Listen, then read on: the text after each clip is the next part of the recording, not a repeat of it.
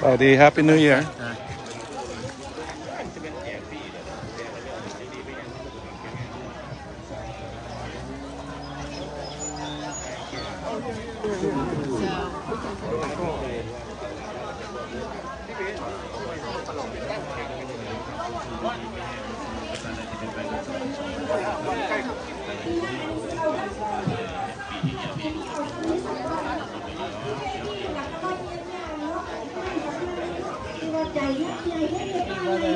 Hey, so how are you, man? Yeah. How are you? All right. That's good. Thanks for coming out. Hey, no problem. There's a lot of people. Yeah, so they're gonna do the Miss. They have a pageant here, and then the performers. So Yeah. enjoy. Okay. Hey, no All right, problem. brother. All right, brother.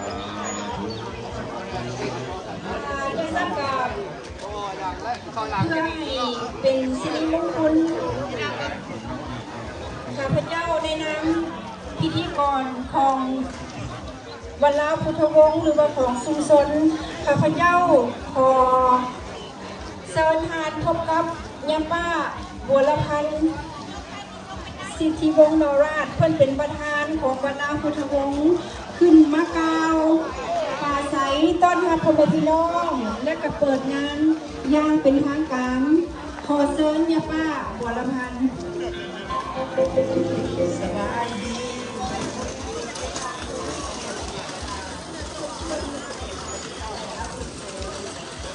เดินทางมาแต่ไกลและใกล้ทั้งภายในและต่างข้าพเจ้าในนามประธานว่าด้วยความยินดีขอต้อนรับทุกท่านเข้าสู่วัดลาวพุทธวงศ์เพื่อร่วมกันเฉลิมฉลองบุญปีใหม่ลาวพ.ศ. 2566เพื่อสืบทอดประเพณีและวัฒนธรรมอันดีงามของชนชาติเราที่สืบต่อมาจากบูรณาการสุนทรภาข้าพเจ้าขอประกาศเปิดงานเป็นทางการข้อนี้เขาลงคนเว้าเนอะเขาลงคนเว้าอยู่ว่าพระเจ้าเขา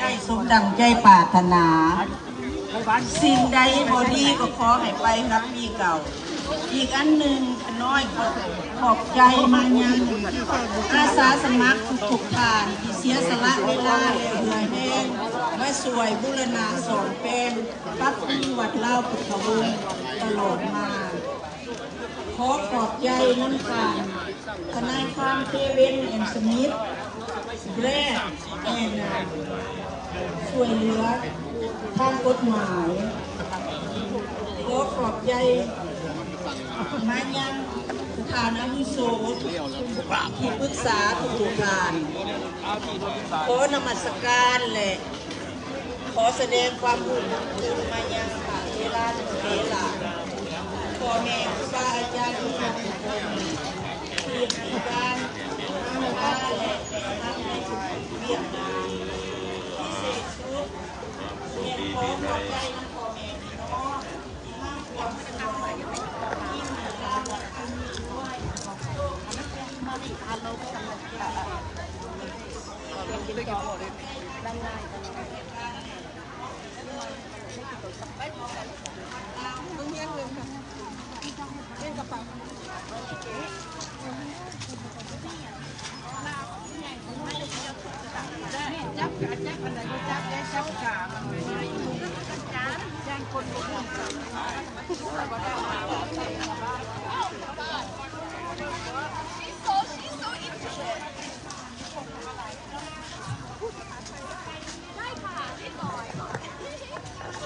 เข้าใจแต่เดิมอ่านคุณไม่ถนัดไม่ถนัด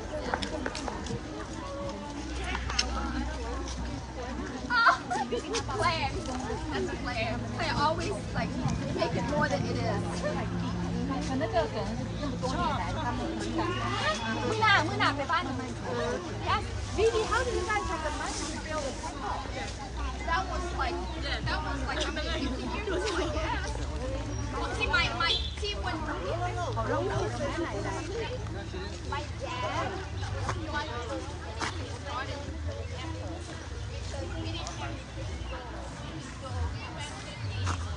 Wow, so packed.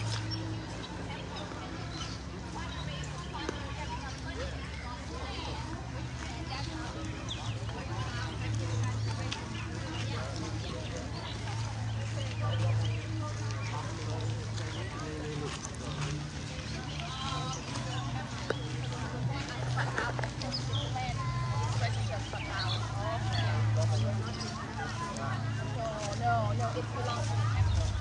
When we bought it, yeah. So that's the money from all the members, not all the people.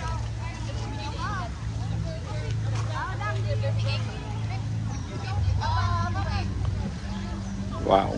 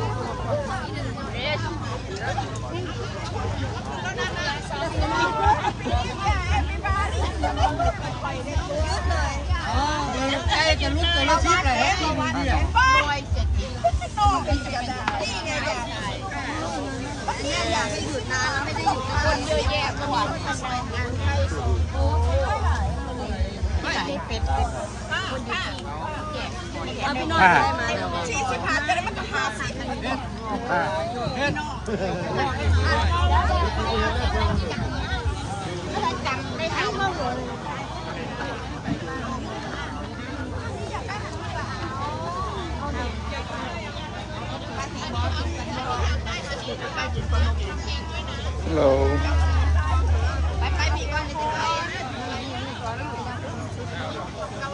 Maybe later. Chicken, grilled fish, papaya salad. Papaya salad. Okay. I come back.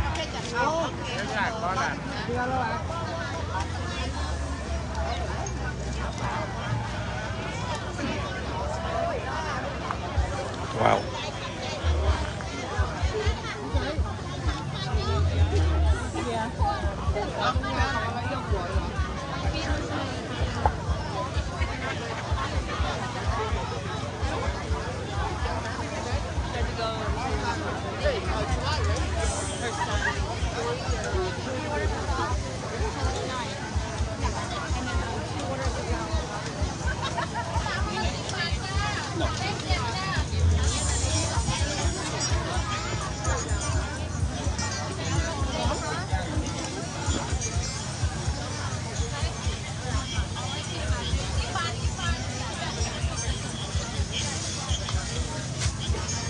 I can come back for it.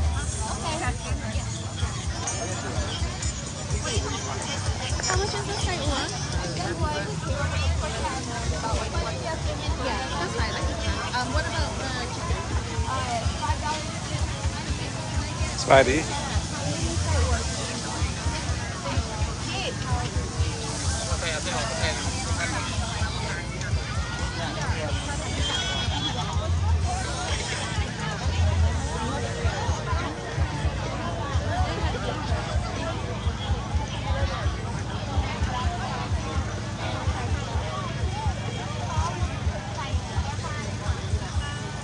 Spidey.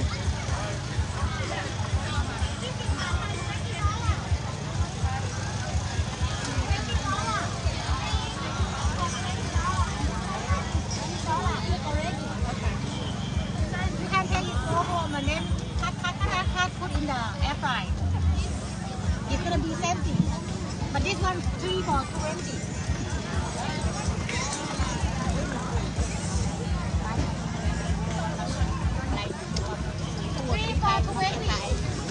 And it's 15 ค่ะ$15 each. $15 each. What's that?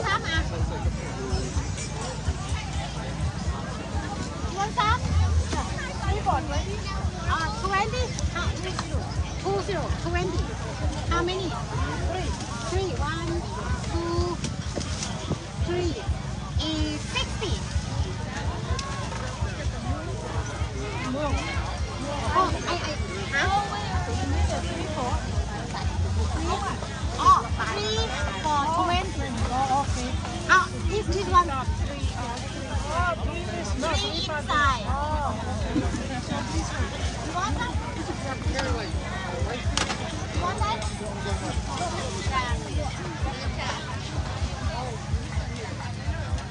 Oh, that's one.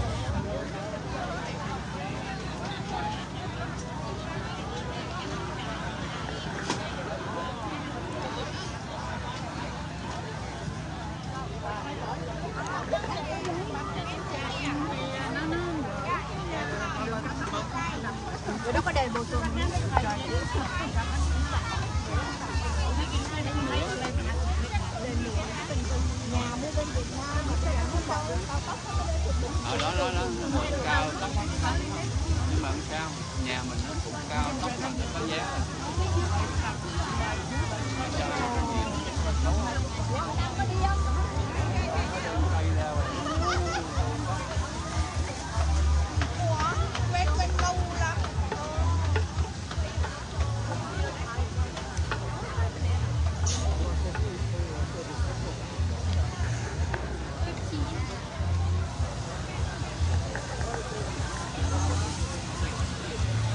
Adi, bang sister.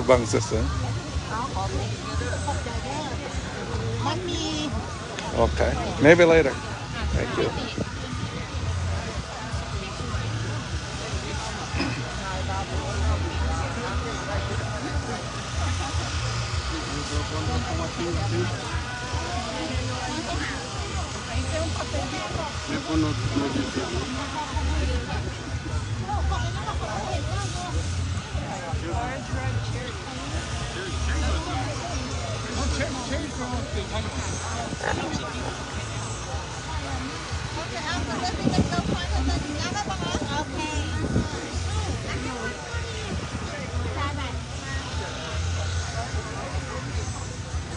Tada bucket. Bucket tada. Oh, bucket you know. How much the pepper? Oh, the whole flat is Yeah. 35. 35. So 6-pack is $5. $5. Okay, that's good. Let me come back. Okay. Okay, ไม่ต้องเข้าใจเด้อ Okay, ฝากแล้ว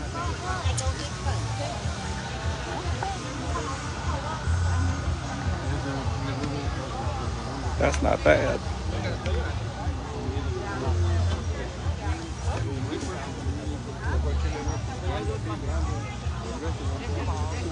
So for the whole pack is $35.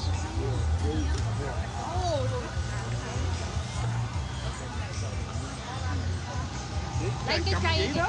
Lấy cái cây á.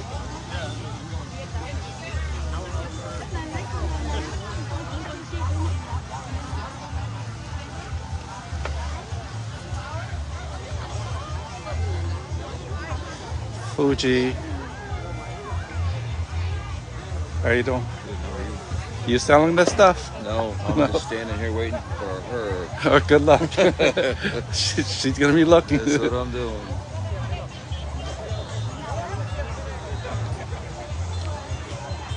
What is the stuff?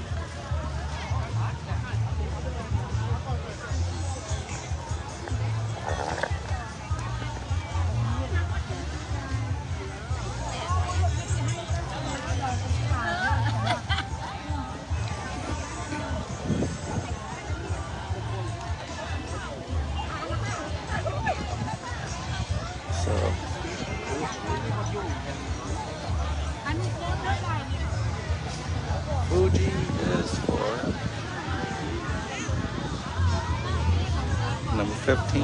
That don't tell me nothing.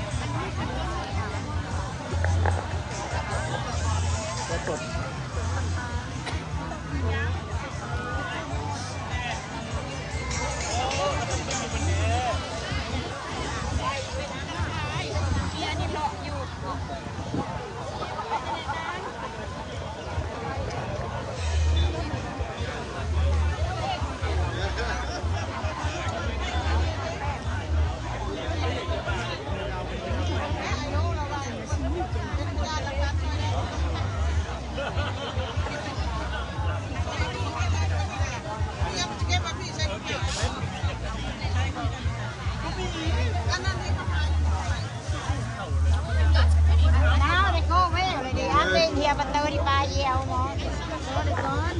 And I never show anybody to my sister. So funny. She finally go to the gym.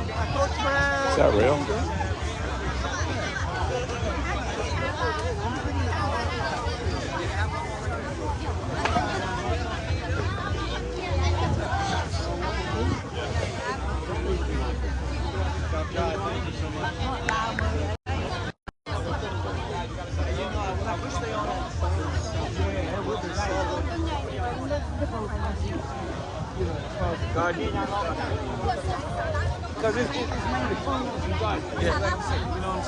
Hey, I mean, that's right up the Snowball's alley.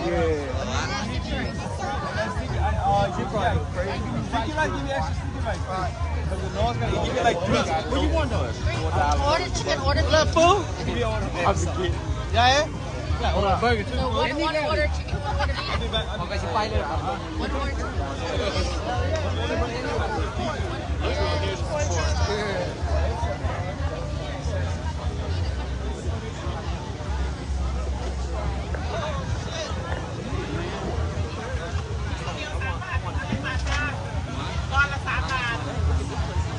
Can I get 3?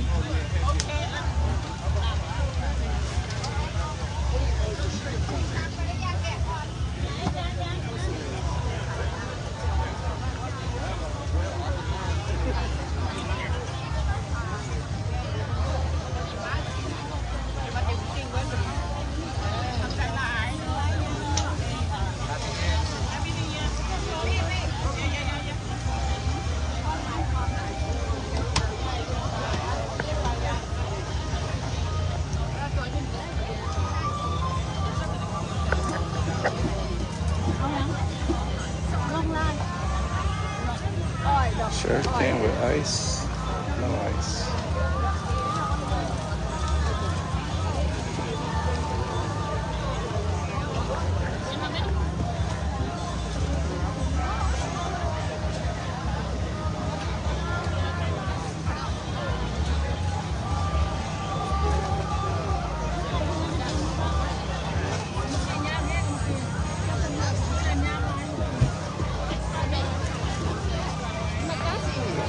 That's lunch.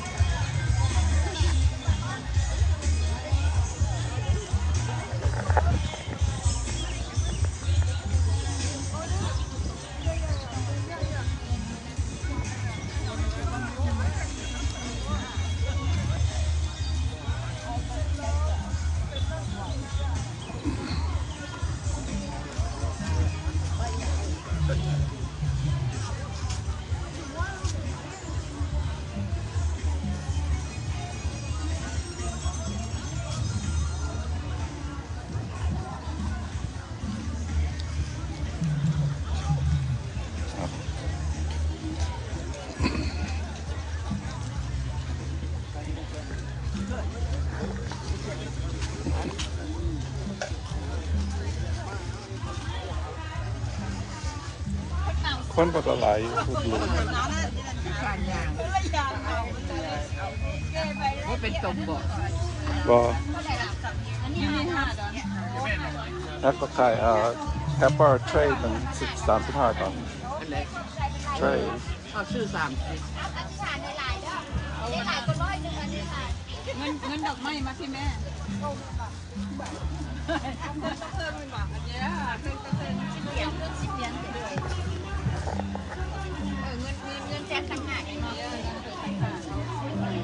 เราไม่ยังไว้ว่าบ่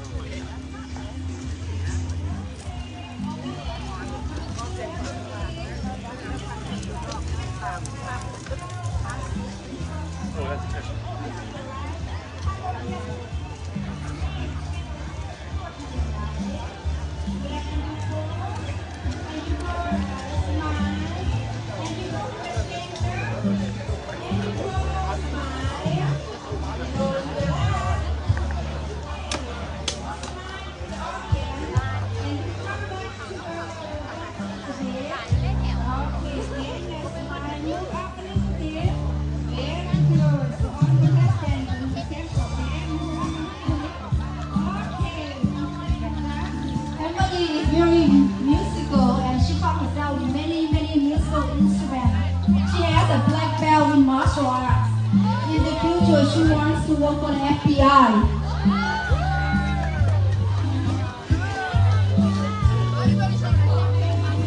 This is number 2. Please support. ยกธงยกไทยก็คือพ่อแม่พี่น้องเลยอยู่ข้างหน้าห้างจะ support buy. No, we're not selling the ticket today, but we accept cash. Thank you.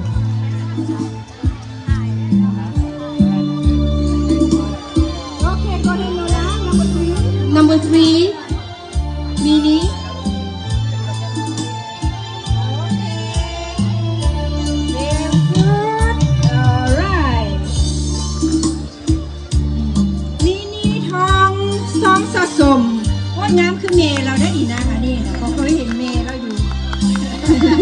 คือพ่อนำเด้อพ่ออย่าเครียดเด้อคันมีแม่พญาบ่มีพ่อพญานี่ก็บ่มีลูกบ่มีอันบ่มี princess เด้อเนาะสมัยล่ะสมัยเนี่ยบุญบ้านเฮานั่นล่ะเนาะที่ไหนอดทนเจ็บตีนก็อดเอาเด้อล่ะเด้อ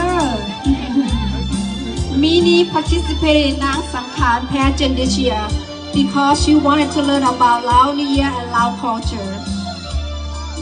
เรียนแล้วให้รู้จักประเพณีวัฒนธรรมของเราเนาะสั่งสืบทอดกันไปสู่กาลนานฉะนั้นลูกหลานของเราก็ได้มาซอยขอมอบขอบใจเด้อล่ะเด้อเสียเวลามาเสียสละเวลามาซอยวัดเฮาซื้อแล้วบ่เนาะทิเก็ตให้นางลูกหลานนำเบอร์ที่3นี่ขอบใจหลายๆ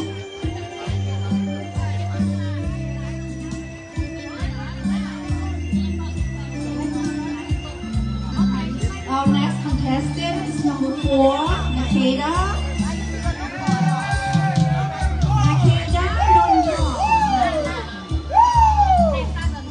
Nakeda would like to become a sports medicine physician in the future.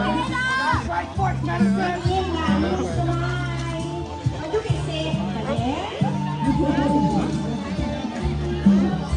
เอาเด็กต้องกินข้าวเหนียวจำประเด็กกับพ่อแม่พี่น้องเด้อเวลาอันน่ะเว้ากันสิให้ได้ประเด็กนี่ขน้อยก็มากคณะก็เลยว่าประเด็กให้นี่ว่าซั่นซะหรือว่าสิว่าชี้บ่ชวนกันถึงชี้เด้ขอบใจล่ะสมัยนะงานไปที่น้อยนึงโอเคอันนี้เป็นงานอย่างบอกนางนาเคดานนทองแม่เราผู้ใดเนาะยกมือให้เบิ่งเลยนะแม่เรานางนามสกุลนทองใส่พ่อตาบ่มื้อนี้พ่อกับแม่เราอยู่บ้านนี้อยู่บ่เนาะว่าเป็นยังนะล่ะว่าเป็นยัง Oh over there in that corner Okay the parents in that corner they are buying a ticket or they donate the money right now Okay that's our number 4ขอบใจหลายๆล่ะ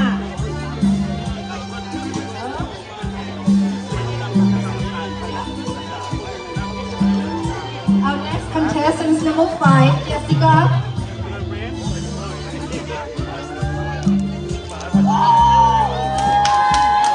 Yes, Jessica เก่งโอ้ยคุณแม่สู่ข่าวยาวอ่านหลานคุณแม่พี่น้องเอ้ยคันผู้ใดว่าบ่งามกับบ่ตามสิว่าอยู่เนาะงามเลยหมดทุกคนงามเป็นคนละแบบเนาะก็น้อยเนาะลูกหลานของพวกเราลูกหลานพี่น้องคนลาวเอาซอยซัพพอร์ตอุดหนุนกันเป็นหลานนี่เป็นสมัยโอ้ยคุณเมย์เรากลับไปเมย์เรางามได้คุณเมย์เนาะพอเนาะอันนี้เนาะ Jessica would like to open her own business in the future. It was her mom who inspired her to be in the Nang Sangkhan pageant this year. เด่นมองเป็นสปอร์ตเอาเว้นมากจะเป็นเว้นมากกับสปอร์ตนี่คือเด่นเว้นมากขนาดว่าสบายยังมันนิ่มให้หลานขอบใจด้วยประกาศขอบใจที่มาช่วยให้กำลังใจลูกหลานเนาะแล้วขอบใจหลายๆแกสิกากัน That's our number 5 Next Nola Our next contestant is Mimi Stone number 6 Mimi Stone ลูกซอดได้ขน้อยนามสกุลสโตนนี่เมนโบเมนนั้นนามสกุลลูกซอดได้ขน้อยสปอร์ตดังเราระดมดงเนาะเรื่องน้ำ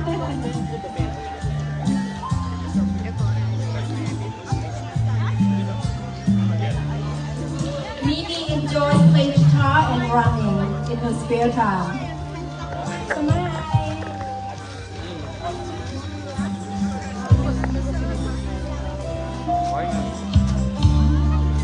And Mimi also would like to study psychology when she goes to college.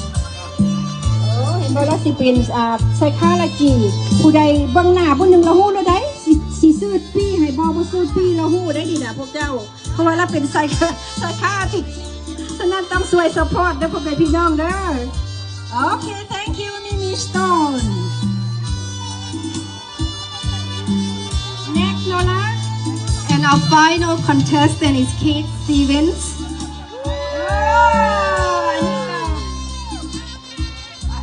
อันนี้ก็ มิกได้พ่อแม่พี่น้องนี่นะพ่อแม่เพิ่นก็คำลาเนาะพ่อเพิ่นก็ชาสตีเวนthat's the day yeah มาจากเมืองใดเนาะล่ะเนาะAre you from Woodbridge, Virginia?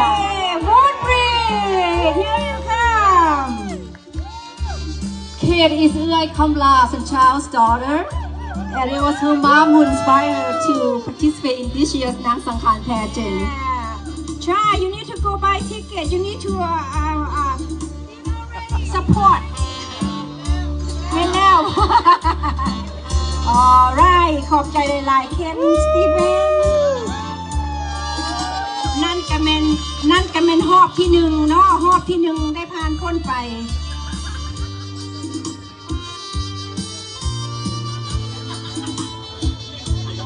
สปอนเซอร์นางสังขารเกือบตกคันใดพ่อแม่พี่น้องโอเคเข้ามาใกล้ๆกันแน่หน่อยนึงยืนหน่อยนึงแล้วก็โอเค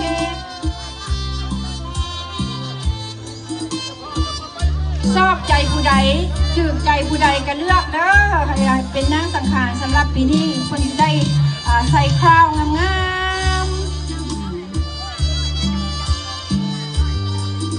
โอเค the first round is done you go take a break นางสังขารไป take a break ไปล่ะไป yeah go ahead go take a break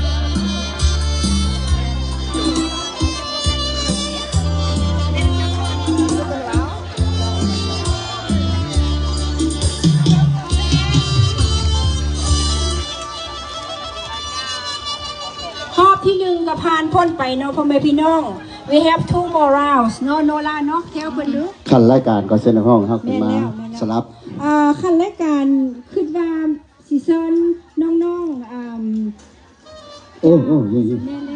We have a performance from the Lao Heritage Foundation.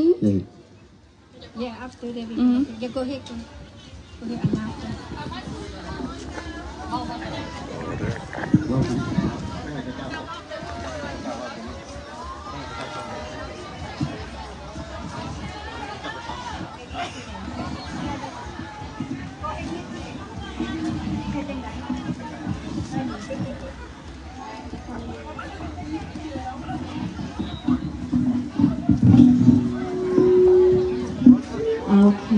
สวัสดีปีใหม่เนาะ We are from the Lao Heritage Foundation. We're excited to be here with you guys today. The kids will be doing a few performances. The first one is อวยพรปีใหม่เนาะลูกหลานลาวเฮาสิมาอันนั้นฟ้อนนาฏศิลป์กับดนตรีลาวเดิมเนาะด้วยเพลงอันน่ะอวยพรปีใหม่ก่อนเนาะ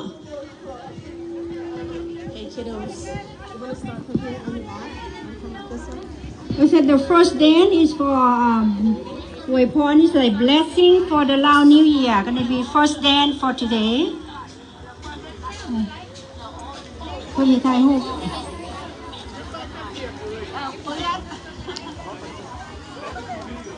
ขอบใจ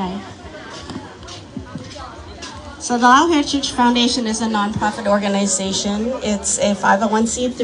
We're located here locally in Virginia. We provide free traditional Lao music and dance classes. So if you have kids or grandkids or nieces and nephews who are interested, you can also contact us. We also do summer programs. We have summer camp. That's the only thing you actually have to pay for because we're actually have to feed the kids and that's expensive. But other than that, we have a program here also across the United States. We've been around the block for a while, so we've been here for a while. So if you're interested, you have kiddos, we usually take children 7 years and up. You can be older than 20. You can be as old as you want, but just the minimum age. ถ้าผู้ใดมีลูกมีหลานเนาะผู้ใดยังมีลูกมีหลานอยากเรียนดนตรีลาวเดิมหรืออยากเรียนฟ้อนกระเซินที่ต่อมาได้เพราะว่าเขาจะมีโครงการสอนเด็กน้อยสอนฟรีบ่ได้บ่มีค่าจ้างบ่มีค่าใช้จ่ายแล้วก็มีซัมเมอร์แคมป์นำกับสอนซัมเมอร์แคมป์มีทักษะสมัครซัมเมอร์แคมป์นี่ก็มีอันนั้นมีฟรีอยู่เพราะต้องเลี้ยงเด็กน้อยเนาะถ้าผู้ใดสนใจก็ติดต่อนะเนาะขอบใจน้ำในครูเพิ่นหลายๆเนาะแต่ละปีเพิ่นก็มาซอยวัดของพวกเฮาเนาะขอบใจหลายๆเสียสละเวลาสอนลูกหลานของพวกเฮา ลูกหลานเฮาก็เป็นคนลาวหมดเนาะ so all these kids are Lao kids of all backgrounds, so they are all born here, so they all started with us at various ages. Some of them started with us young. Actually, this group started us when they were much older, at 13 and 14. Normally, we have kids starting with us since 7, and they stay with us until they're a little bit older. Some of the girls in the pageant are actually part of our program as well, and they've all graduated, but they always come back and help. All right, you ready?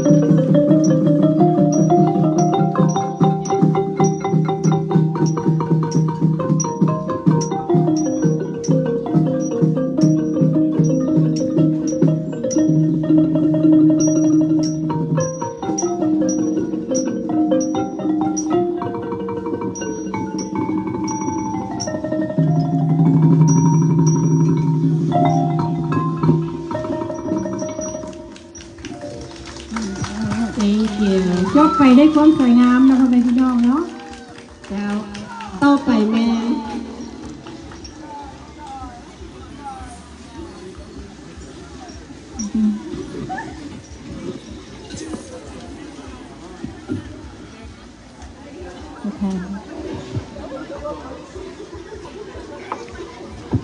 โอเคเพลงต่อไปมันเพลงแปะนะนี่มันเดียวเข็มเพลงแปะ